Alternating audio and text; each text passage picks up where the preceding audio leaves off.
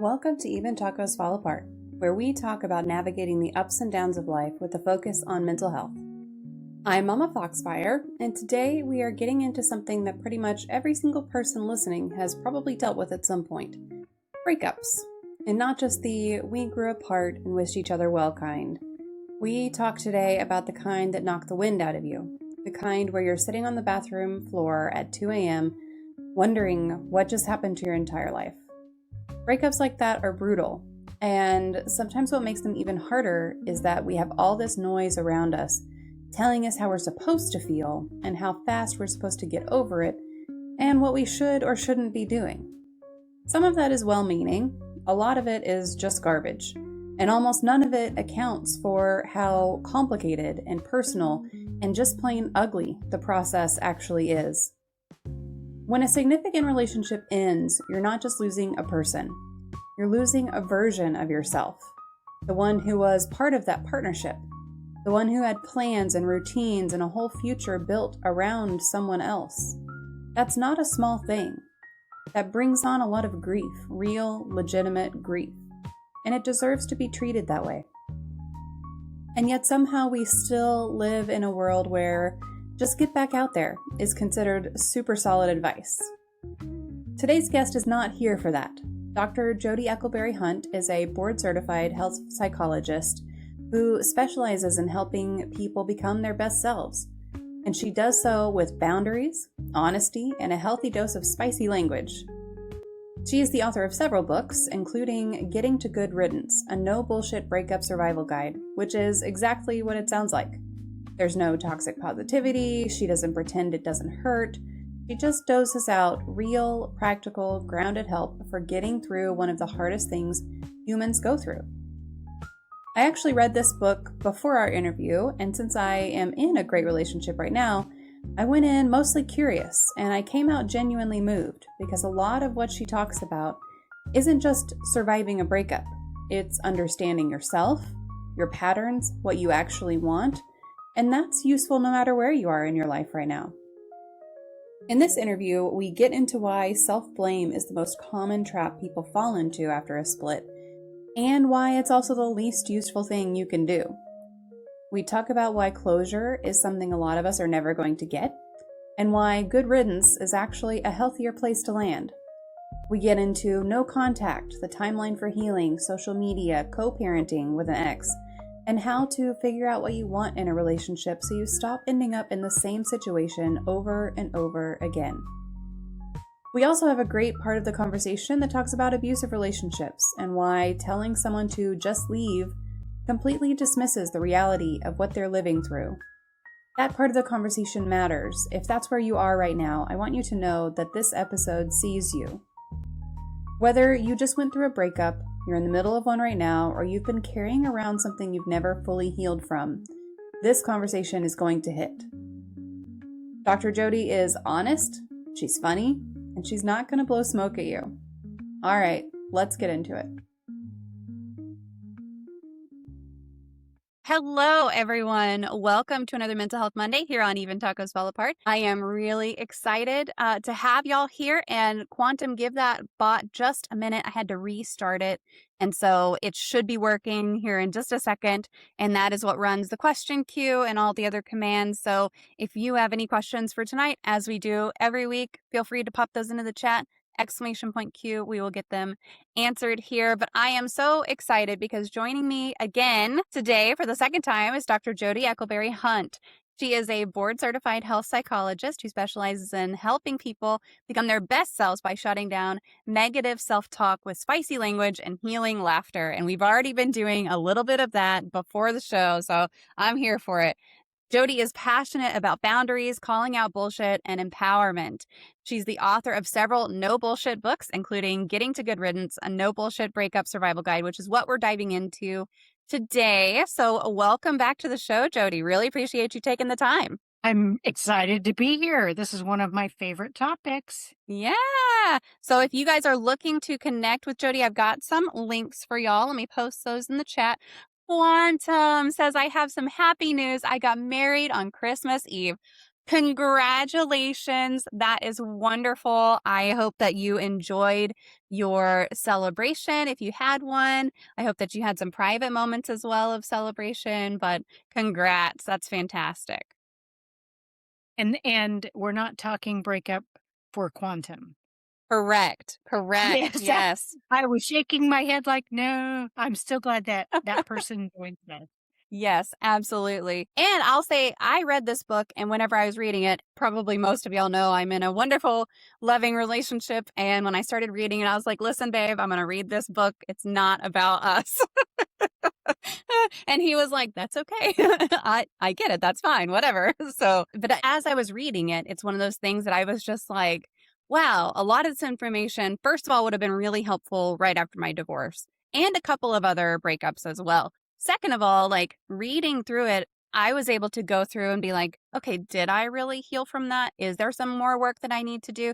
And I think the answer for myself was mostly, okay, we're good. Everything's fine. But it was neat to have the kind of not checklist, because there's not like a checklist for it, but just that external little validation of, oh no, I did things I feel like the right way. Do you ever have people who come to you with that and be like, listen, you really helped give me things to watch for? Absolutely, because a lot of times when people have gone through a breakup, they're very, very concerned. They don't wanna make the same mistake. They Yeah. don't wanna repeat a pattern. So sometimes it is checking in, and just to throw out, I have had a fair number of people read this book, and they talked about breaking up with toxic friendships or Ooh. unhealthy relationships, that it's not just romantic stuff. So I probably should throw that out. Yeah. Yeah. No, that's really, really interesting because I could see a lot of the advice kind of applying to non-romantic friendships too. So we're just kind of you've been here before. We're going to kind of dive right in.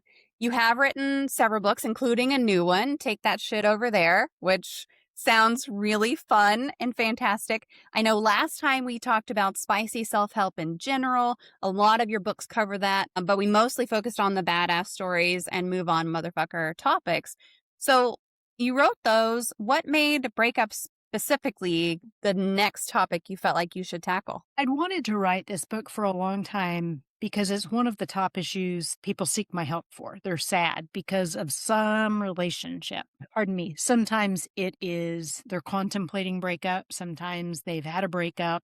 Sometimes they're not quite sure. And we get to the point where they're thinking breakup. But regardless, I think that there's a predictable reaction. And again, it's grief, but then there's anger, the stages of grief. It's not necessarily one right after the other, but bouncing back and forth, but they're predictable reactions, I guess. And I am a huge believer in homework.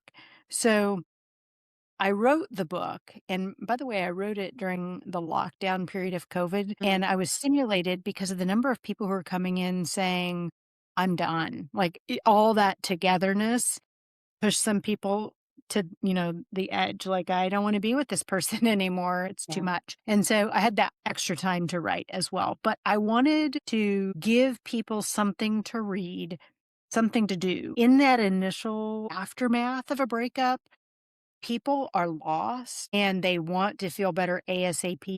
And so I really wanted to make it sort of a somewhat of a recipe. You don't have to follow it step by step, but a recipe like these are the things you can look for. These are the things you can work on to help people feel like they were getting some momentum or some footing back.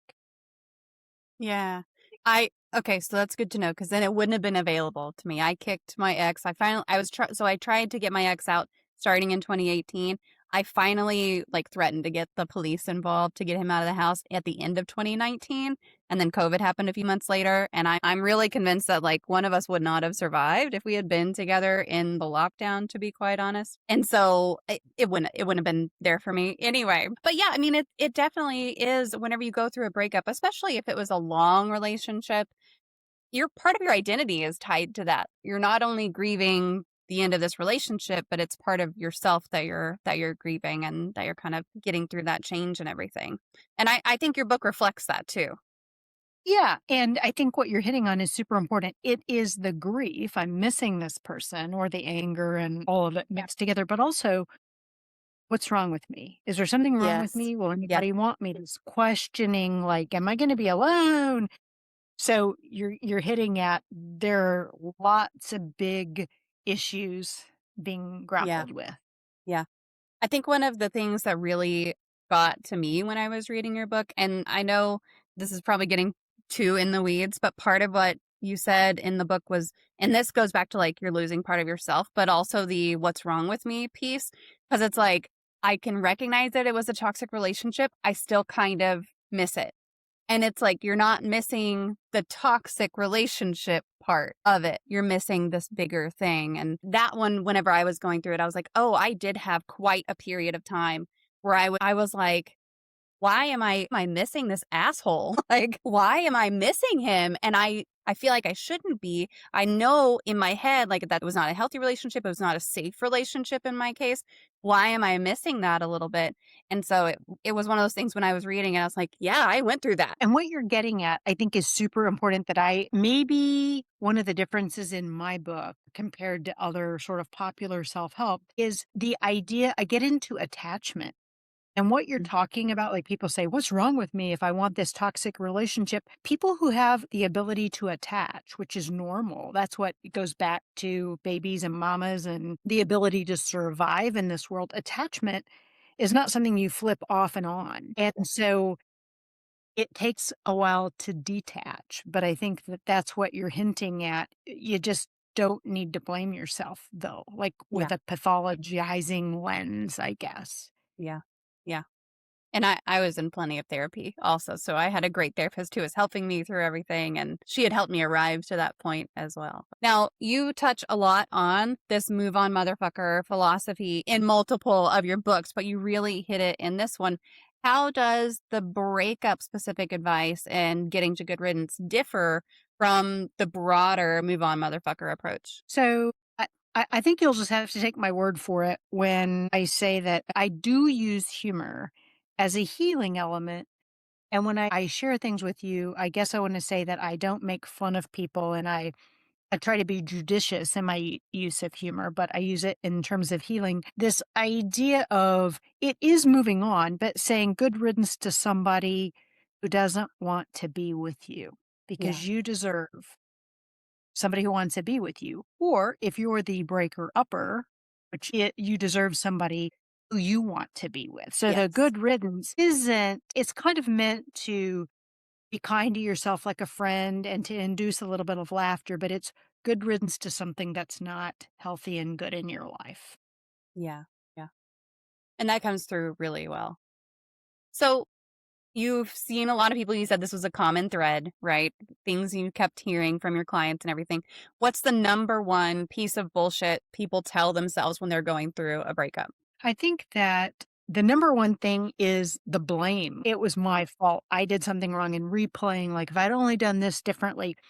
And I'm not giving people a free pass, but a relationship going bad much of the time is a two-way street. Like there Mhm. are two people involved. That being said, there are those elements where you've got somebody who's maybe more of an abusive person or somebody who's sociopathic and the issue was that other person. Or I think that the most bullshit thing is feeling like it's all my fault. And I don't know that that's helpful. Yeah. Yeah. But that's easy. It's easy to say that, right? It's easy to be like, It's controllable, right? yes, if it's my fault, it's something I can change. It's something I can do, right? But now you brought up good riddance and you talk in the book a lot about good riddance rather than closure. Can you kind of talk us through why that mindset shift matters? Yeah, and I recognize that there's always going to be a subset of people who disagree with what I'm going to say, and that's valid. Not everybody has to agree with me. I don't know that you're always going to have closure. I think that there's a good amount of people who really say, I just need to understand why. And I usually come back and say, and then how would that help you? Because there is a good chance that you will never fully understand why. So the good riddance again is saying this is not meant to be. This is not a good, healthy relationship for me. Or even if it's not right now, So maybe it's just not working now, but you're kind of keeping the door open because it was a healthy relationship. The timing's just not right now, but it's not for this moment. And I would love it if everybody could have closure. I just don't know if it's possible. So how do you move on in spite of that? And it's good riddance. Yeah. Yeah. It's really tempting to want closure and to want to understand. I think the understanding part is so tempting because again, it for me went back to that control. If I could understand what happened, if I could understand where things went wrong, then I can keep it from happening in the future and that kind of thing. And it's like, well, I mean, it's not really something that's achievable in this case, or in some cases, and in my case, not safe to really seek out and try and figure out with the help of the other person who also isn't going to be honest anyway. Well, you bring up a great point. Like, for example, if somebody is in an abusive relationship and they want to understand why is that person abusing me, let's say I helped the person and we delved down this path and the other person was abusive because they were abused. Does that make it okay? Right. No. Like, okay, now you understand why. Does it really change where you are? Yeah. Yeah. So when I was reading your book from like the very beginning, it was just fantastic. And even in the introduction, you had this clarification, and I want to read part of it. It said in the introduction, you clarified that this book isn't about beating up the ex partner, and it isn't about blowing smoke up your ass about how blameless you were. So, how do you help readers through this book take accountability without spiraling into that self blame? Step by step. I start right off and how do you soothe your nervous system? How do you get yourself up out of bed when you feel like you can't? You feel Mhm. like you can't put one foot in front of the other. So, how do you clear the smog and set up the supports that you need so that you can think clearly? Once you can do that, then it becomes a matter of making sure that you stay on that path. And I have lots of suggestions for that. But then is the deeper dive, right? Then is the deeper dive of what have you learned about love? What have you learned about relationships and your self worth? And what were the red flags that either you missed or that you denied, which is a biggie because a lot of people, once you get rid of the smog, they can usually admit, yeah, I didn't think that was right, but I gaslit myself. I told myself, oh, you're just being too picky. And my response to that is usually really like, too picky for your life partner? Like, I Yeah. don't think you can be picky enough, right?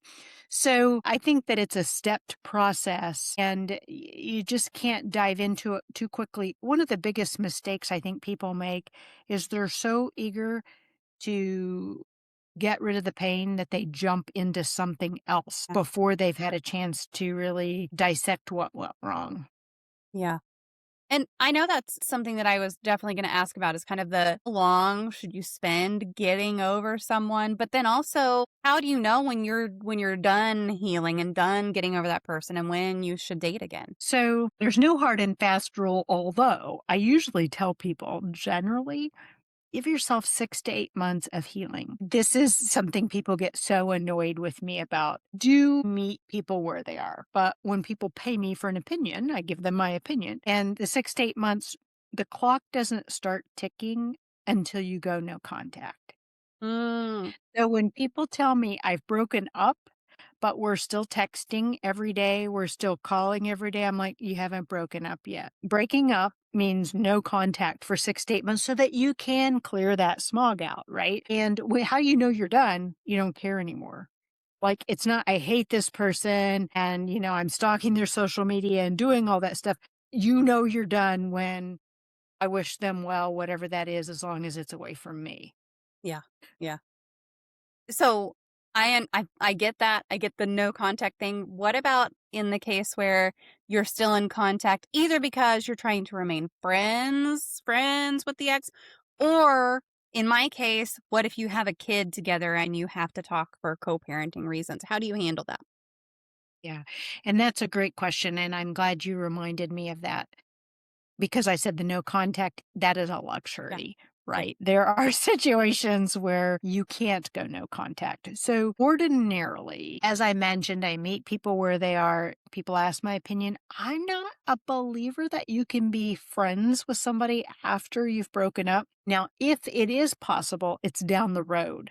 Like, Yeah. you have to sort through your feelings first. So, the no contact is if you can have that, and it just is gonna, I think, extend your recovery period. And plus, if let's say that you meet somebody else and they know that like you're besties with your ex, particularly if you had a very intimate relationship, the other person's gonna, and that tends to cause issues. Now, if it's co-parenting, by the way, the number one predictor of a child's well-being after a breakup is how well the two parents get along, Mm. or in front of the child at least. Yeah. So, when possible, and you can only control part of that equation.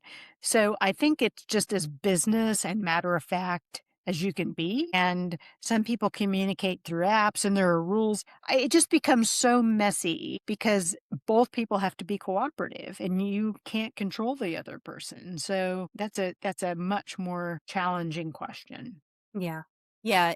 I feel like if you're just talking logistics about the kid, and then you're right, you have to be at least not hateful and hurtful in front of your kid. Like that's very much I just try and be as blank as possible when I'm around my ex. I'm just like, "I'm not engaging with you.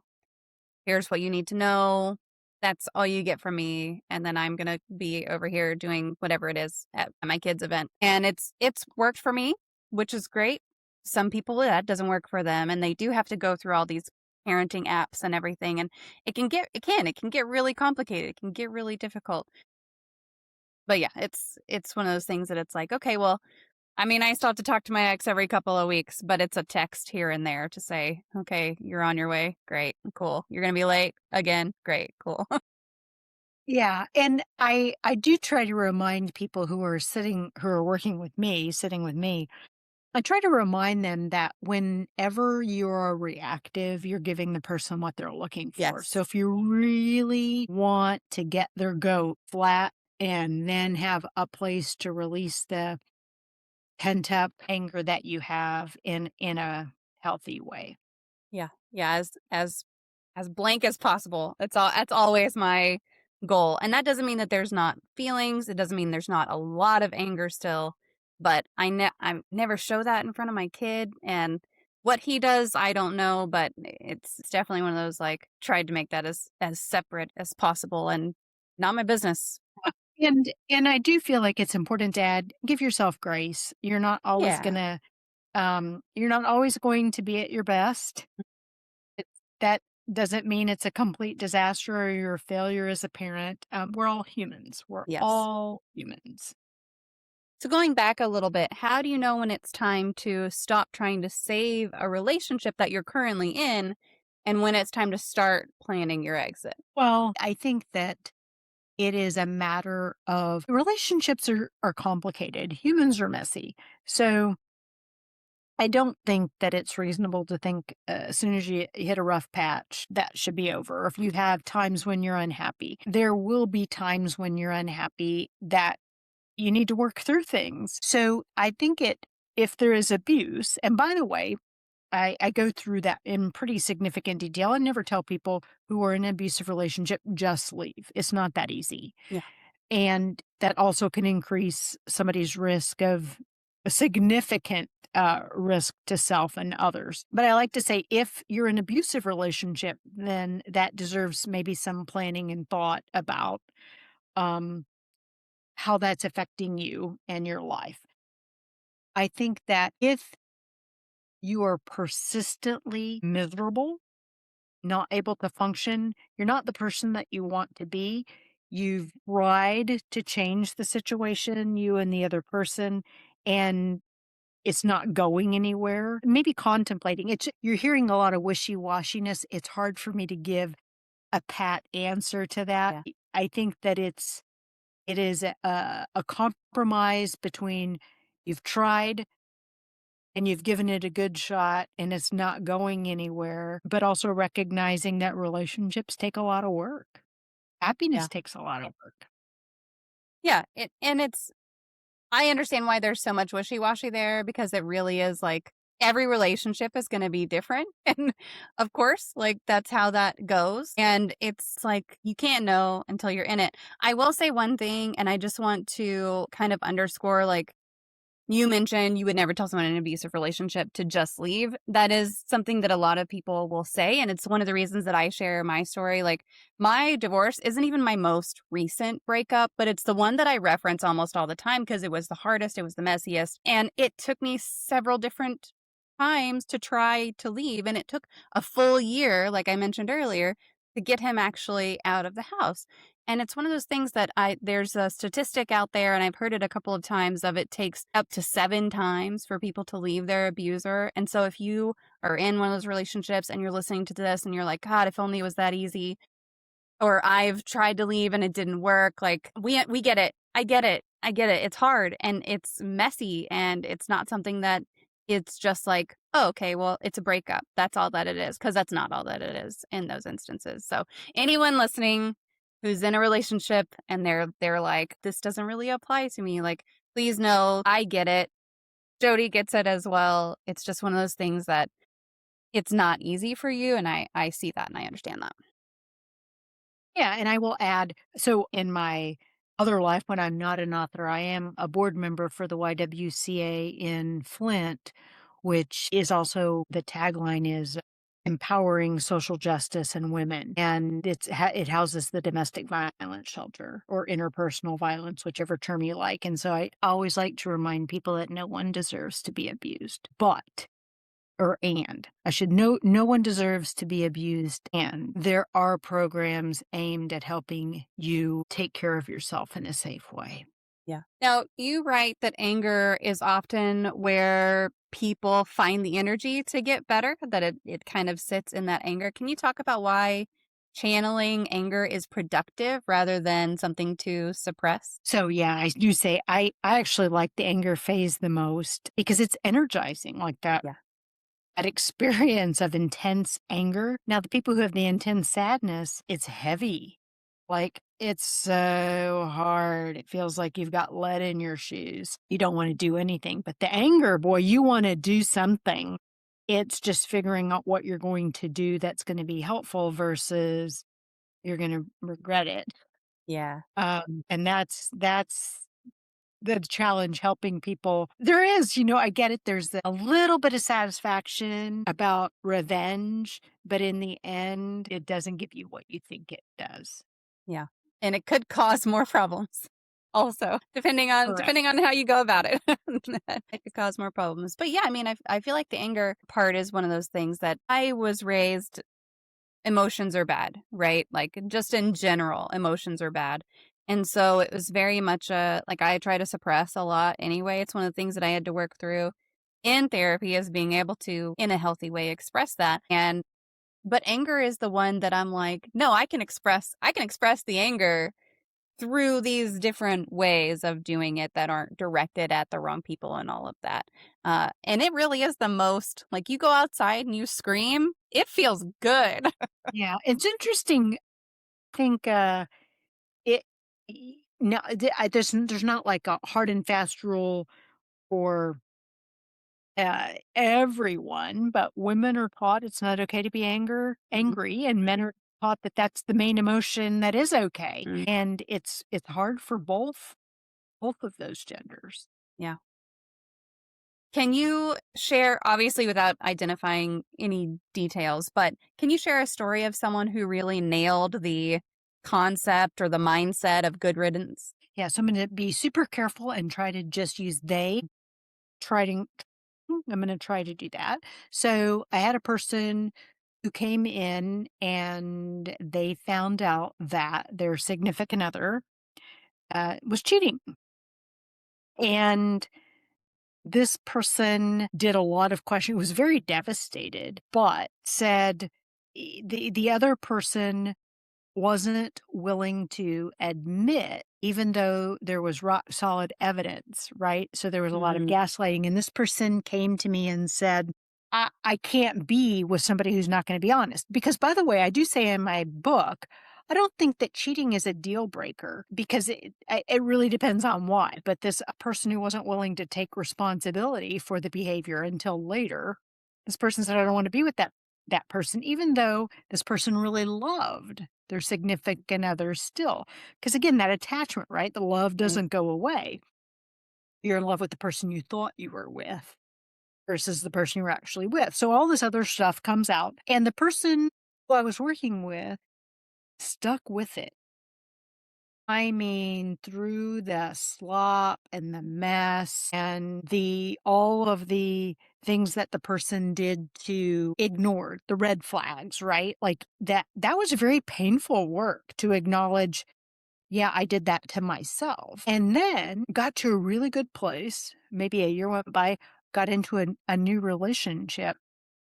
And just as soon and was very excited. And just as soon as the relationship also showed some red flags, left it. Said, "I've learned. I'm not gonna do that again," and was able to cut it off. So I guess I know I'm using they, and even confuse myself at a certain point, but what I'm trying to illustrate is it can be very beneficial to go through the painful parts Mm. because you avoid the pain in the future Yeah. by dealing Yeah. with it now. And you can learn and grow. I think I had mentioned to you before that tends to be one of the biggest fears. People are saying, "I don't ever want to do this again. I don't want to make the same mistake." But if you go through all of that work, it reduces the possibilities that you're going to find yourself in the same spot. And the person who was referencing was in a new relationship. It wasn't the same issues, but Mhm. there were similar things, right? So anyway, Yeah. that was too convoluted. No, no, I get it. And I going through what I went through in particular definitely gave me a new perspective on what I wanted in a partner and what I was not willing to accept in people. And I actually didn't let any relationships progress to the point where some of the major red flags could even show up because the tiniest red flag would show up and I'd be like, bye. But for a while, I was sitting there going, like you said earlier, am I being too picky? And it's like, no, no, I'm not. And what you just highlighted is super important. I hammer home to people if I can get them to this place, it's so helpful. And that is making a very conscientious list of the things that you are not willing to negotiate around in a relationship, the things that aren't important to you and the things that, maybe there's some middle ground. But it's having a roadmap. Like, even how you look for a Yeah. job, right? There are certain jobs like, I wanna make this amount of money, I wanna same thing in a relationship. I take all the I do laugh in the book, I say I take all the fun out of it. I make it an intellectual process, but it will save you because once your heart gets involved, it becomes super hard to think straight. Yeah. Yeah. It really does. Hey, Blue Bedlam, how are you? Blue Bedlam says 488 is best in slot. That's my partner is 488. And you're not wrong. You're not wrong. Because I did make this list and I made this list in therapy and I think I made it back in like 2021. I forgot about it. I forgot all about this list. And then now I'm in this relationship. And just a few months ago, I was like, oh, I made that. I forgot about that. And I pulled it up and I was just like, tick, tick, tick, tick, tick, tick, tick. Great. Okay, good. We're all good. Everything's perfect. Like even the things in like the bonus column were perfect. So it's like, awesome. Good. But yeah, I mean, I did really use that exercise to kind of evaluate when I was dating people, is this something I'm willing to put up with? It's like, is this something that's supporting a healthy relationship that I want to be in? And so I think before I had really framed it as, oh, I can put up with that. And after much therapy and everything, I got to the point where I was like, it's not what I'm willing to put up with. It's what I want in a relationship. And it doesn't sound like a big difference, but it was a big difference for me for sure. So let's talk a little bit about boundaries. What are the most common boundary mistakes people make post breakup? So what this question is super easy. They think that they can still be on social media, following the other person, Mm, seeing what they're doing, and that they can still communicate on a regular basis when they're in pretty significant pain. That contact just keeps things stirred up in their brain. It's so hard to heal when all of those reminders are still there. Yeah. Yeah. And even just the social media part, I think that it's easy to be like, "Oh, we could still follow each other on social media, that's no big deal." But then you're seeing their content, you're seeing their posts, you're seeing their life a little bit or what they want to put out there as their life, Exactly. which is even worse. Exactly. So, we talked about identity earlier and identity kind of being tied to these long-term relationships partially. How can someone rebuild their identity after a long-term relationship ends? Well, it takes a lot of work. And we were hinting at it in our conversation about being very clear about what a person wants in a relationship and what they want for themselves, but reminding themselves, what are my values? And making sure that your life is aligned with the things that are important to you. I just think and being patient and know what I've never met anybody who is really patient around healing after a breakup. No, we want it done. We want it to be done. We want it to be done now. And I get it. We want it to be done yesterday. You can start to kind of rebuild, right? And you can start to kind of heal. Is there anything specific that someone could do to help reconnect with themselves after a breakup? I am the biggest fan of expressive writing, and that's because there's a whole neuroscience behind that. And I think that some of the deeper healing that I ask people to do, go back and look at a picture of yourself.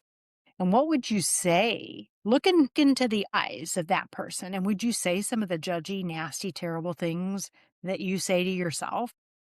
Hopefully not. Most of the time, I don't know if I had anybody who's ever said, yes, I would, but they're looking into that person's eyes and writing about and reminding yourself who that person was. Maybe the hopes and dreams that they had before this relationship. So doing some writing, just reconnecting. A lot of times people talk about losing a sense of self in a relationship, maybe previous hobbies. It's very in women in particular who have been married and had kids, and then there's a divorce.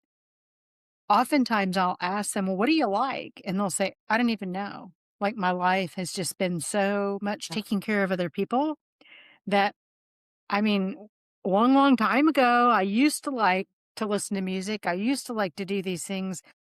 So it's just, I think it takes some reflection, takes some time. Yeah. And I know that sometimes, like, when I was a teenager, I did a lot of, not a lot, but I did some glass bead making and I really like to make bracelets and jewelry and stuff. And that wasn't like right before I got married or anything, but it was definitely a younger hobby. And excuse you, to hit me with his tail. Oh my gosh. And it's one of those things that after I got divorced, I was like, "Oh, maybe I should try that again." And I kind of picked it up a little bit, and then I was like, this isn't really it." So I would encourage also if you want to reconnect with something. I actually wound up reconnecting a lot with painting. And I do a lot of painting now, and it's like it's one of those things that you gotta try a couple of different things too. If writing isn't helpful for you, try something else that you used to like, but also give yourself the space to not like it still. Like, it's okay to be like, "I used to make jewelry, and now I don't like to make jewelry." It's fine, that's okay. There's other things, you can find other things, it's alright. You could start playing a different game. I've actually reconnected lately with some older games that I used to play. And I'm like, hey, I remember why I liked playing these games. So, what's one spicy piece of advice you'd give to someone who's struggling to let go? Spicy advice. So I am going to be spicy. Why the fuck do you want to be with somebody who doesn't want to be with you? Or why the fuck do you want to go back to something that's not making you happy? In my piece now, and I came across this meme or something. I don't know what the word I'm looking for. And it says, I always thought getting old would take longer. And I think we live as if we have unlimited time until we don't. And happiness is something I haven't yet been enlightened that there's a do over. So If you only get a bit of time to be happy, be happy. There are no awards for martyrs. Be happy. Martyrs, not murders. I heard murders Yeah. at the very first. I'm like, no, there's only punishment. I watch many documentaries that say that. Hopefully, there's punishment for that. I mean, not always, unfortunately. Some of the documentaries are like, and we still can't have justice for anything. Yeah, it gets a little depressing. Well, we're coming up kind of on the end of the questions, and I'm realizing that my children have stolen my magic wand. They stole it the other day. Is it out there? Okay, hold on. My oldest is going to bring it to me. Oh, service. I know. We use it, so it's multi-purpose, right? We use it for this, obviously, but then also, thank you. Well, don't bring it to me and then be a butt about it. I mean, thank you. So we use it for this stream, right? But then also we use it to inform the snakes that we're not feeding them, because like we open their enclosures and it's like we're either getting this open so we can feed you or so we can handle you or move you about or something. So we use this and we just like touch them with it to be like, it's not food time. Hello. So the kids wanted to get the snakes out the other day. And so they were using my magic wand for that, which is hilarious to me because it's this little, got this pink star on it and it lights up and it makes me laugh.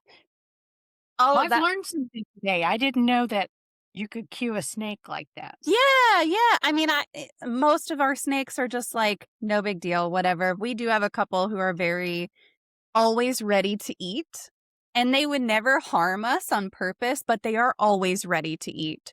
And so we have to like let them know that, hey, not food. Remember me, a human and not food? Great. So we use the little magic wand to just be like, it's not time. It works really well. So, all right, well, it is time for the magic moment of the stream. If you could wave this magic wand and eliminate one common opinion or misconception surrounding mental illness, disabilities, or talking about mental health, what would it be?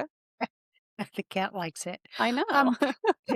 I would think that the thing I would want people to know is that there's really no normal. I think that we have this idea that these people have it all together and we're not normal and we judge ourselves so harshly. There's a range of what normal is. And I think that we would get so much farther if we gave ourselves the grace that we give to other people. Hopefully that we're giving other people. I mean, there are some people who are judging other people a little bit too much too. But I guess what I'm saying is we're all human and we're never going to get it all right. But I don't know that it's helpful to be saying there's, a normal. I mean, some things, you shouldn't be doing. I don't mean to be that wishy-washy, but just be Yeah. kind to yourself. Yeah. I think the point about like, and we've all heard the treat others as you would want to be treated. But if you reframe it a little bit and be like, am I treating the way that I treat others? And that's kind of the like, sometimes the answer is no. And there's the thought for you. But I love that. That's a wonderful magic moment. Well, I'm going to post your contact links one more time, and then I'll just open it up to you if there's anything you want to mention, anything you want to throw out there. I know you have a new book. If you want to talk about your new book a little bit, that'd be great. And I'll just turn the floor over to you for a minute. Okay. Well, I obviously have a lot of things to say. So my new book, Take That Shit Over There, is different. I try to make all my books a little bit different, but it's bite-sized lessons and boundaries, and not just boundaries with other people, but also boundaries with yourself when you maybe are overstepping, you're giving too much advice. And it is how to set better boundaries. The one thing I think people get messed up with is they only want to help, but not recognizing where the line is between when you should be helping and what is actually the other person perceiving as helpful, or what do they really need. Is here's the thing. The more we do for other people, and by the way, I am a believer in community, so I do believe in helping one's neighbor. However, when we do too much, we prevent people from growing. So there is a space. And, oftentimes that's a talk I'm giving to parents who are wanting to do too much for their kids. I think that's great. But how about giving them a chance to innovate and figure something out on their own. So I'm not saying you shouldn't care, shouldn't do for other people, but boundaries is about self reflecting and saying, I know I could, but should I? And what are the downsides? What are the benefits? And of course, I try to do it with humor, saying things like, well, if you notice your fingers pointing outward, maybe you need to turn it around and do a little bit more of this. Because we got a lot of this out there too.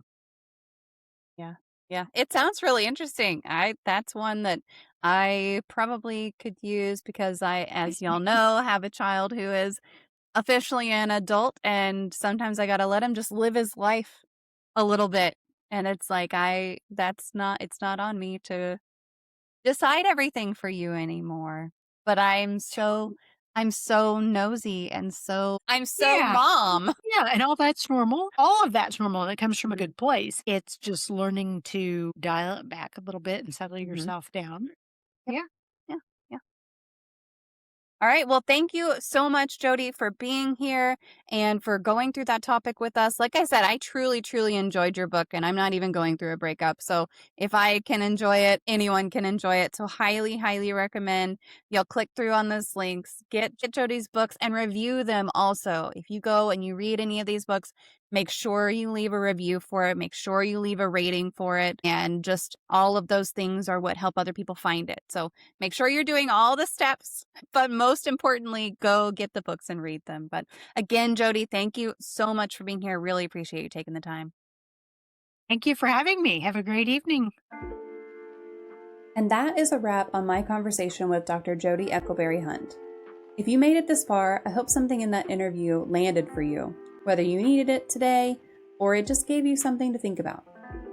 What sticks with me the most after that conversation is how much of the hard stuff around breakups comes from the pressure we put on ourselves to handle it, quote unquote, right. To get over it on the right timeline, to not miss someone we know was bad for us, to have it all figured out. And Jodie just cuts right through that. A relationship ending is grief. It's messy and it's nonlinear, and it doesn't care about your schedule. Giving yourself permission to actually go through it instead of around it is the work that you have to put in. The part about closure really got to me too. So many of us are sitting with open loops, waiting for an explanation that's never coming. And we've convinced ourselves we can't move forward without it. Good riddance isn't giving up. It's deciding that your peace matters more than an answer you might never get. And that is a shift worth making.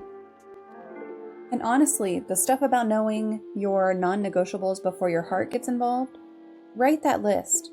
Seriously, do the boring intellectual exercise before the feelings show up and make everything complicated. Future you will be grateful.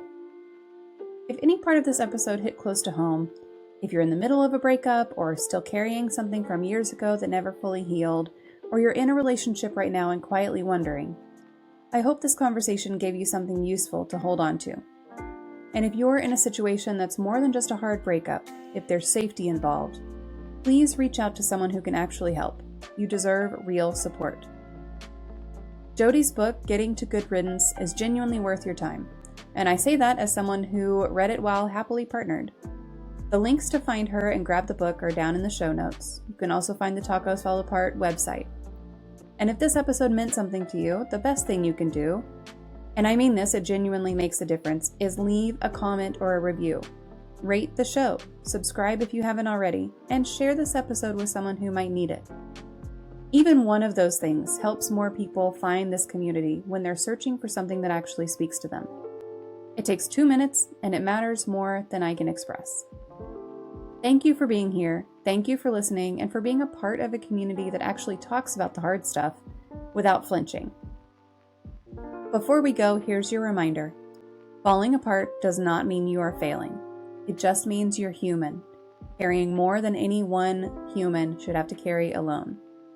And even tacos fall apart, and they are still worth holding on to.